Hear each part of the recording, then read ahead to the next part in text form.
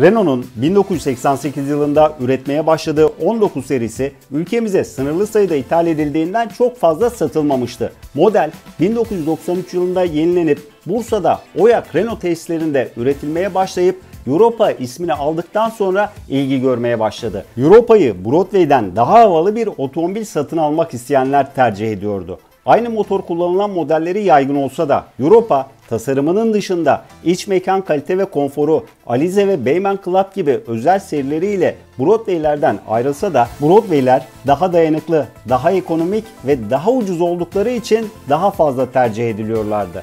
Ülkemizde satılan Europa'larda 1.4 ila 1.9 litre arasında çeşitli motorlar kullanıldı. Biz bunlardan 1.7 ve 1.8 litrelik benzinli motorlar ile birlikte 1.9 litrelik dizel motorlu olanlarını çok fazla tavsiye etmiyoruz. Çünkü bunlar hem piyasadaki Europa'lar içerisinde daha az tutuluyor hem de çok verimli motorlar değiller. Ayrıca çeşitli olumsuzlukları da var. Tabi Europa'larda performans isteyenler 1.8 litrelik motorun 105, 115 hatta 136 beygirlik modifikasyonlarına yönelebiliyorlar. Europa'ların piyasada daha yaygın olan motorları 1.4 ve 1.6 litrelik benzinli motorlar. Bunların karbüratörlü olan 1.4'leri 72, 1.6 litre karbüratörlü olanları 80 beygir güç üretebilirken bu motorların enjeksiyonlu olanlarından 1.4'ü 80, 1.6'sı ise 90 beygir güç üretebiliyor. Bu motorlar Renault'un ilk enjeksiyonlu motorları olduklarından tam olgunluk seviyesine ulaşamamışlardı. Tek nokta enjeksiyonlu motorlar karbüratörlülerden 100 kilometrelik şehir içi yolda yaklaşık 0.8 litre kadar daha az yakıt tüketimi sağlasalar da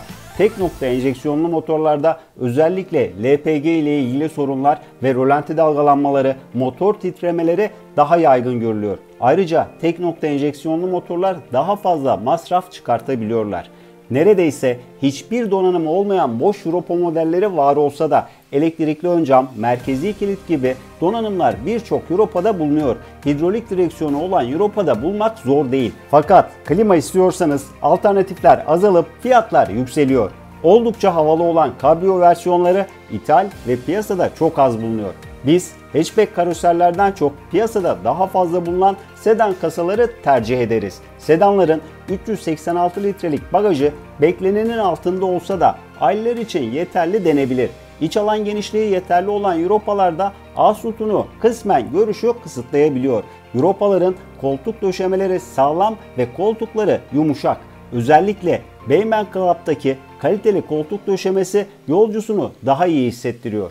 Bu yaştaki birçok otomobilde yaşanabilecek sorunlar ile beraber boya deformasyonları, motorda titreme tekleme sorunları, kapı kilit sorunları Europa'larda daha yaygın görülüyor.